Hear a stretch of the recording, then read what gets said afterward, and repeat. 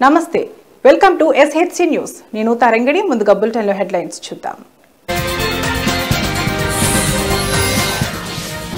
పిఠాపురంలో రేషన్ షాపును ప్రారంభించిన మంత్రి నాదెండ్ల లబ్ధిదారులకు సరుకులు పంపిణీ చేసిన మనోహర్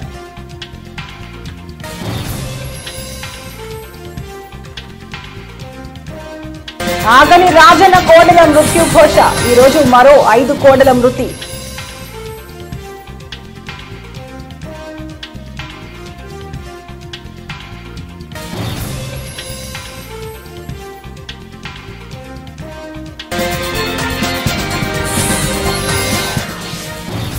తెలంగాణ కబడ్డీ అసోసియేషన్లో నిధులు గోల్మాల్ 1.20 కోట్లు దుర్వినియోగం చేశారని ఆరోపణ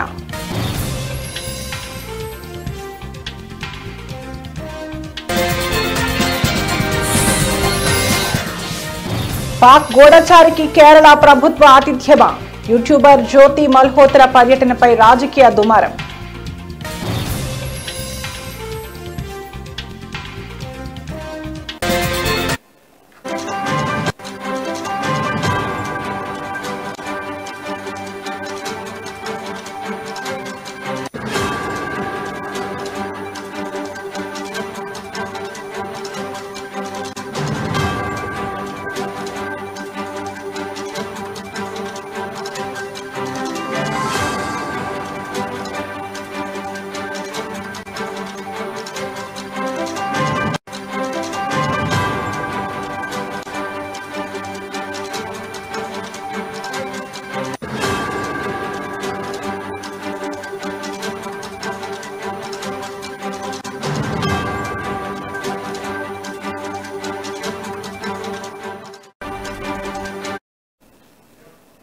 బ్రేకింగ్ న్యూస్ చూస్తున్నాం. రాజన్న సిరిసిల్ల జిల్లా వేములవాడ రాజన్న ఆలయానికి చెందిన తిప్పాపురం గోశాలలో కోడెల మృతులు ఆగకుండా కొనసాగుతుండటంతో ఆగ్రహావేశాలు వెల్లువెత్తుతున్నాయి.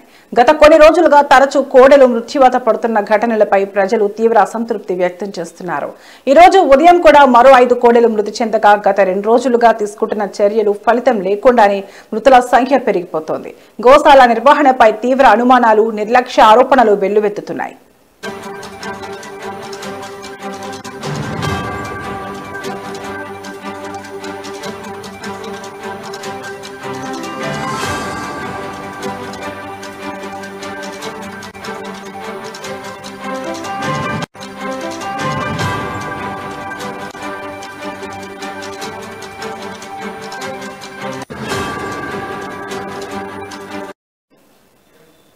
మరణించిన కోడెల శవాలను మూలవాగులో పాతిపెట్టేందుకు తీసుకువస్తున్న ట్రాక్టర్ను గ్రామానికి చెందిన గీత కార్మికులు, రైతులు అడ్డుకున్నారు. ఎల్లమ్మ గుడి సమీపంలో శవాలను పాతిపెట్టడమే కాదు, దానివల్ల వచ్చే దుర్వాసన భరించలేకపోతున్నామంటూ వారు వాపోయారు.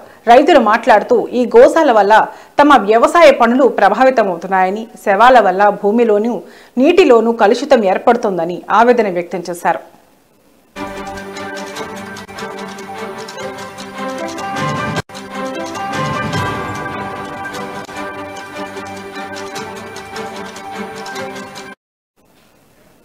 గోశాలలో కోడెల మరణాలపై ఇప్పటికే జిల్లా కలెక్టర్తో పాటు దేవాదాయ శాఖ అధికారులు ప్రత్యేకంగా సూచనలు చేశారు. అయినప్పటికీ గోశాల సిబ్బంది నిర్లక్ష్యంగా వ్యవహరిస్తున్నారని వేటూరి ప్రాంతంలోని భక్తులు ఆరోపిస్తున్నారు. ఈ నేపథ్యంలో VHP స్పందిస్తూ నేటి నుంచి గోశాలలో కోడెల పంపిణీ ప్రక్రియ నిరవధికంగా కొనసాగించాలి అని డిమాండ్ చేసింది. మృత కోడెల విషయాల్లో పారదర్శకత, సమర్థవంతమైన చర్యలు తీసుకోవాలని, లేకపోతే తీవ్ర ఉద్యమాలు చేస్తామని హెచ్చరించింది. ఈ పరిణామాల నేపథ్యంలో గోశాల నిర్వహణపై అధికారుల తక్షణ జోక్యం అవసరం ఉందని పలువురు ప్రజా ప్రతినిధులు కోరుతున్నారు.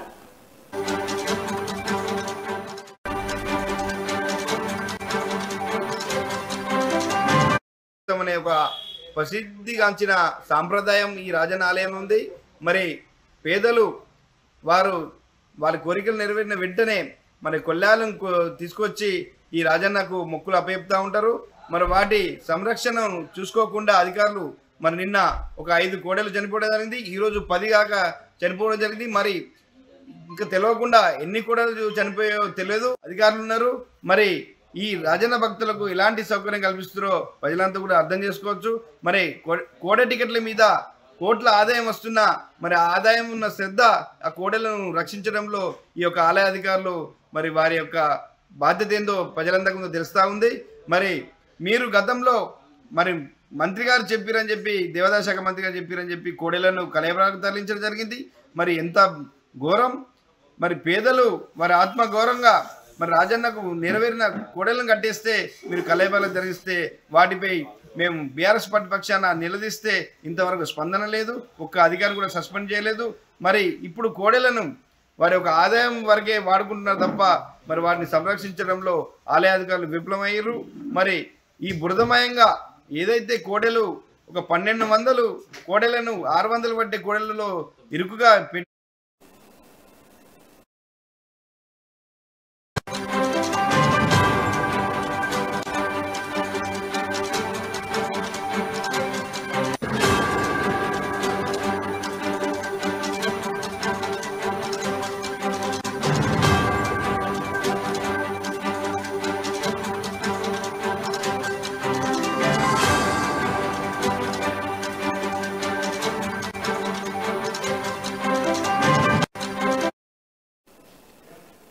Breaking news. ప్రభుత్వం చెప్పిన మేరకు రాష్ట్ర వ్యాప్తంగా ఉన్న మొత్తం 29,796 రేషన్ దుకాణాల్లో సరుకుల పంపిణీ అట్టహాసంగా ప్రారంభమైంది. ఈ మేరకు పిఠాపురంలోని నూకాలమ్మ వీధిలోని గాంధీ బొమ్మ సెంటర్ వద్ద రేషన్ షాప్ ను పౌర సరఫరాలు, ఆహారం, వినియోగదారుల వ్యవహారాల మంత్రి నాదెండ్ల మనోహర్ ప్రారంభించారు. ఈ సందర్భంగా ఆయన మీడియాతో మాట్లాడుతూ రాబోయే రోజుల్లో రేషన్ షాపులను మరింత అభివృద్ధి చేస్తామని తెలిపారు. రేషన్ దుకాణాల వద్ద సీసీ కెమెరాలు ఏర్పాటు చేసి వినియోగదారులకు అన్ని సౌకర్యాలు కల్పిస్తామని పేర్కొన్నారు.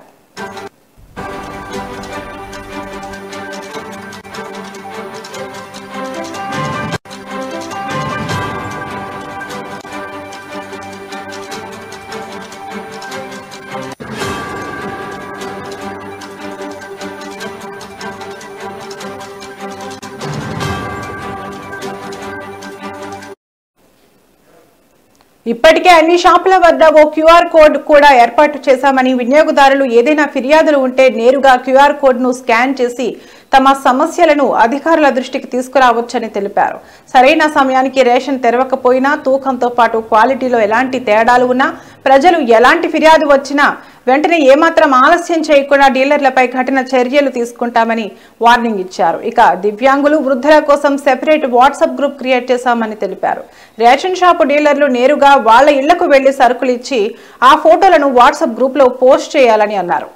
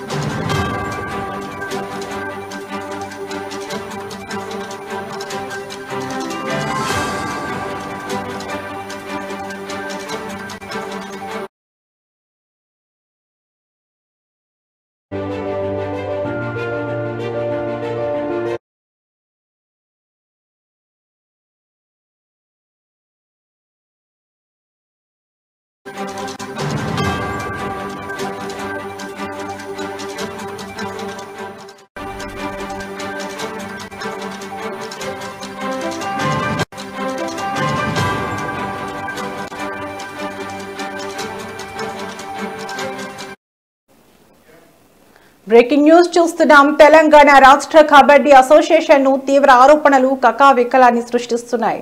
అసోసియేషన్ లో కోట్లాది రూపాయల నిధుల దుర్వినియోగం అయ్యాయని జాతీయ కబడ్డీ క్రీడాకారుడు, మాజీ సంయుక్త కార్యదర్శి తోట సురేష్ ఆరోపించారు. ఈ మేరకు ఆయన హైదరాబాద్ అబిడ్స్ పోలీసులకు అధికారికంగా ఫిర్యాదు చేశారు.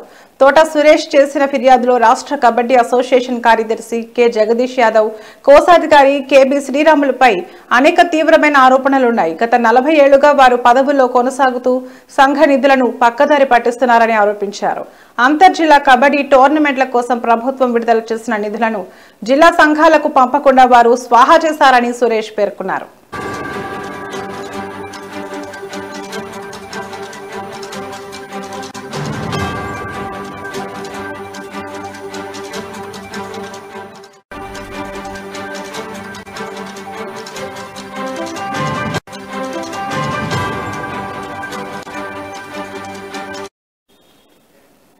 అసోసియేషన్ కు అధికారికంగా ఒకే బ్యాంకు ఖాతా ఉన్నప్పటికీ అదనంగా అనధికారిక ఖాతా ఓపెన్ చేసి దాదాపు 60 లక్షల రూపాయలు విత్డ్రా చేశారని ఆయన ఆరోపించారు. స్పోర్ట్స్ అథారిటీ ఆఫ్ తెలంగాణ అందించిన నిధులను సైతం వీరు దారి మళ్లించారని సురేష్ తెలిపారు. 2021లో సూర్యాపేటలో జరిగిన జూనియర్ నేషనల్ కబడ్డీ టోర్నమెంట్ కోసం విడుదలైన 1.20 కోట్లలో 50 లక్షలను వ్యక్తిగత అవసరాలకు వాడుకున్నారని అన్నారు. ఏజీఎం ఈసీ సమావేశాల నుంచి ముందస్తు అనుమతులు తీసుకోకుండానే సంఘ నిధులను జగదీష్ యాదవ్, శ్రీరాములు ఇష్టారీతిన వాడుకుంటున్నారని ఆరోపించారు.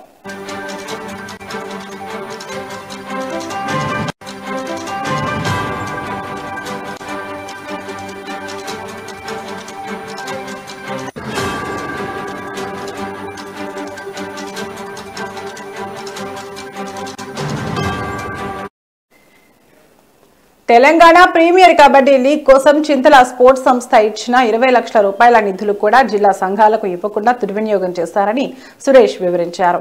ఈ అక్రమాలను ప్రశ్నించినందుకే తనను మహబూబాబాద్ జిల్లా కబడ్డీ అసోసియేషన్ నుండి అన్యాయంగా తొలగించారని సురేష్ ఆవేదన వ్యక్తం చేశారు. తన ఫిర్యాదుతో నిధుల వినియోగంపై పూర్తిస్థాయి దర్యాప్తు జరిపి బాధ్యులపై చర్యలు తీసుకోవాలని ఆయన కోరుతున్నారు.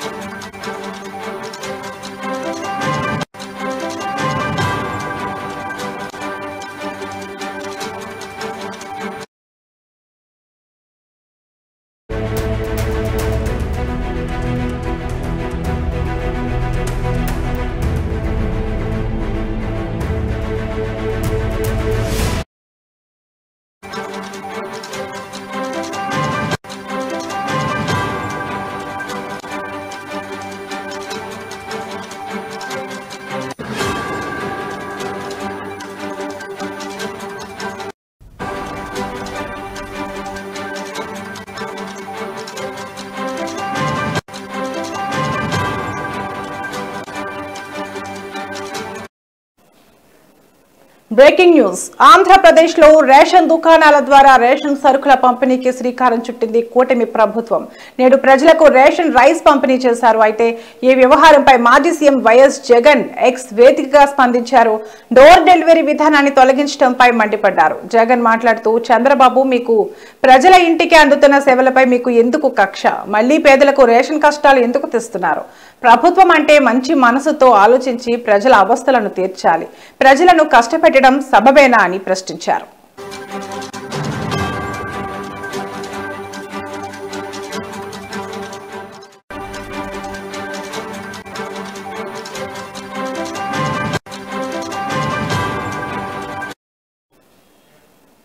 ప్రభుత్వ సేవల డోర్ డెలివరీ విధానాన్ని సమాధి చేయడం విజన్ అవుతుందా?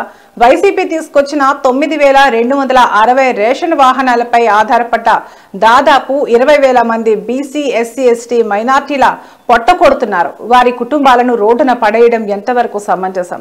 ఈ ప్రభుత్వానికి మానవత్వం ఉందా? పారదర్శకంగా ఇంటి వద్దకే వచ్చి సేవలు అందిస్తూ వరదలు, విపత్తు సమయాల్లో బాధితులకు మరింతగా సేవలందించిన ఈ వాహనాలను తొలగించడం సరైనదేనా? ఈ సేవలు అందించిన వారిని ఉద్దేశిస్తూ వారు స్మగ్లర్లుగాను, మాఫియా ముఠా సభ్యులుగాను చిత్రీకరించేలా నిన్న మీరు చేసిన వ్యాఖ్యలు ఏమాత్రం సబబుగా లేవని అన్నారు.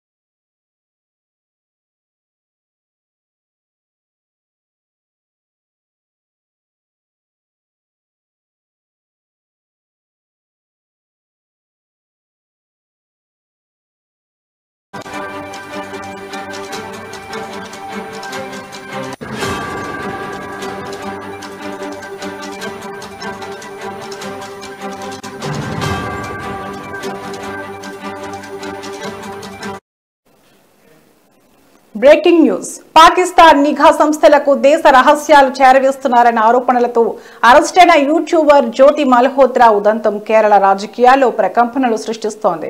ఆమె కేరళ పర్యటనకు రాష్ట్ర పర్యాటక శాఖ నిధులు సమకూర్చిందని, ఈ వ్యవహారంలో ముఖ్యమంత్రి పినరయి విజయన్ అల్లుడు పర్యాటక శాఖ మంత్రి పిఏ మహమ్మద్ రియాజ్ ప్రమేయం ఉందని కేరళ బీజేపీ మాజీ అధ్యక్షుడు కె సురేంద్రన్ ఆరోపించారు.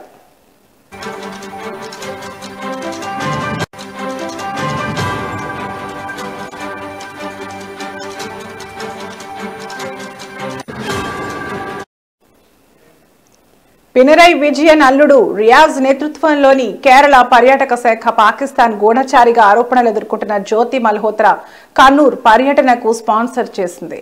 ఆమె కేరళలో ఎవరిని కలిసింది, ఏ ప్రాంతాలకు వెళ్లింది, అసలు ఆమె పర్యటన వెనుక ఉన్న ఉద్దేశం ఏమిటి, పాకిస్తాన్తో సంబంధాలున్న వ్యక్తికి కేరళ ప్రభుత్వం ఎందుకు రెడ్ కార్పెట్ పరిచింది అంటూ సురేంద్రన్ తన ఎక్స్ ఖాతాలో ప్రశ్నల వర్షం కురిపించారు.